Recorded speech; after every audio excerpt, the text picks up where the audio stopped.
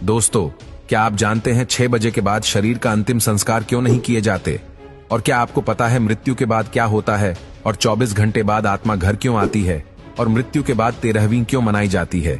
क्या 13 दिनों तक मृतक की आत्मा घर पर रहती है? नंबर 1, मौत से कुछ घंटे पहले इंसान के पैरों के नीचे से और सोल चक्र डिस्कनेक्ट हो जाते हैं।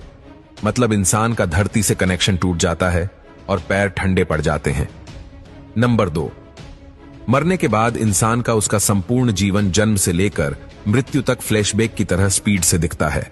अकॉर्डिंग टू साइंस ये सपना लगभग 7 मिनट का होता है। उसके बाद ब्रेन शट डाउन हो जाता है और अंत में इंसान अपनी सुनने की शक्ति खो देता है, जिसके बाद ऐश कॉल टूट जाता है, जो कि एक तरह से शरीर और आत्मा का कनेक्शन है, जिसके टूटने से आत्मा शरीर से मुक्त हो जाती है। नंबर 3, लंबे समय से शरीर में रहने के कारण वो बॉडी को छोड़ने से मना करती है। वो फिर से बॉडी में प्रवेश करने की काफी कोशिश करती है, लेकिन वो असफल रहती है।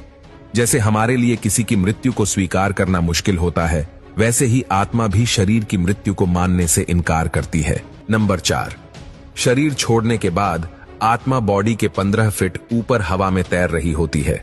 वो अपने परिजनों को रोता हुआ देखती है। उसके बारे में बोले गए शब्दों से किसी शोर की तरह सुनाई देते हैं।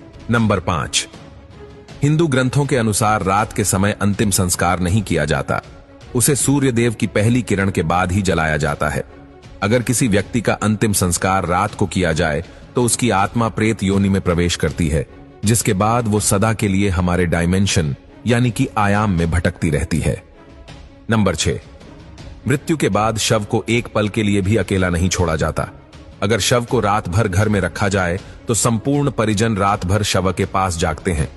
एक बार एक गांव में एक शव को कुछ पलों के लिए अकेला छोड़ दिया गया, जिसके बाद बाहरी प्रेतों ने उसके ऊपर कब्जा कर लिया और मृत बॉडी ने पूरा गांव जला दिया। गांव में हनुमान जी का एक मंदिर था। मरी हुई बॉडी जैसे ही हनुमान जी के मंदिर के सामने से गुजरी, उन आत्माओं ने हनुमान जी की मूर्ति देखी और फिर डर कर उस बॉडी को छोड़ दिया। तब से लेकर आज तक कोई भी डेड बॉडी को अकेले छोड़ने की गलती नहीं करता। नंबर 7, अंतिम समय में 2 यमदूत आते हैं। वो मरने वाले के साथ जैसा उसने संपूर्ण जीवन लोगों से व्यवहार किया था, ठीक वैसा ही व्यवहार उसके साथ करते हैं। अगर मरने वाला अच्छा आदमी है तो इजीली प्राण त्याग देता है, परंतु वो पापी है तो यमदूतों के टॉर्चर से वो तड़प तड़प कर मरता है। नंबर 8, जिसके बाद आत्मा को एक प्रकाशमय गुफा से होते हुए यमदूत यमलोक लेके जाते हैं। रास्ते में वैतरणी नदी पार करते हुए आत्मा को जाना होता है। ये नदी आग से लथपथ होती है। जिसने अच्छे कर्म किए हैं वो इजीली इस नदी को पार कर लेता है, लेकिन अगर कोई पापी व्यक्ति है तो उसे काफी पीड़ा भोगनी पड़ती है। नंबर 9, उसके बाद उस आत्मा को यमराज के सामने खड़ा कर दिया जाता है। फिर चित्रगुप्त जी उस व्यक्ति के पाप और पुण्य का लेखा जोखा यमराज के सामने रखते हैं। उसके कर्मों के आधार पर उसे स्वर्ग या नरक भेजा जाता है। गरुड़ पुराण के अनुसार कुल 36 प्रकार के नरक है। यहां बताई गई यातनाएं किसी की कल्पना से भी खतरनाक है। नंबर 10, अगर कोई व्यक्ति सुइसाइड यानी आत्महत्या करके प्राण त्यागता है तो उसे और भी कठिनाई सहनी पड़ती है, क्योंकि उसने निर्धारित समय से पहले ही हार मान ली।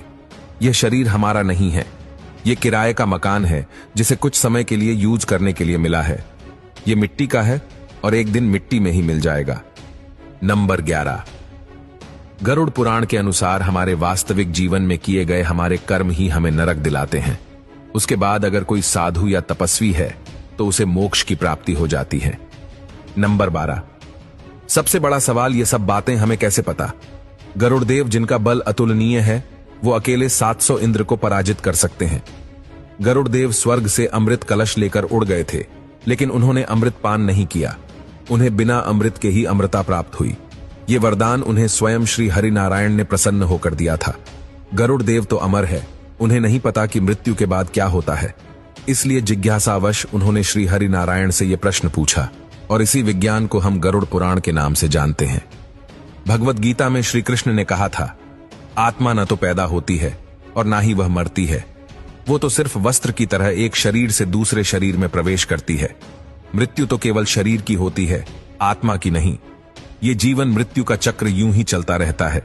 इसीलिए don't die before you are dead, मरने से पहले कभी मत मरो। अंतिम समय में राम नाम सत्य है, इसीलिए कहा जाता है क्योंकि वही संपूर्ण जीवन का सार है।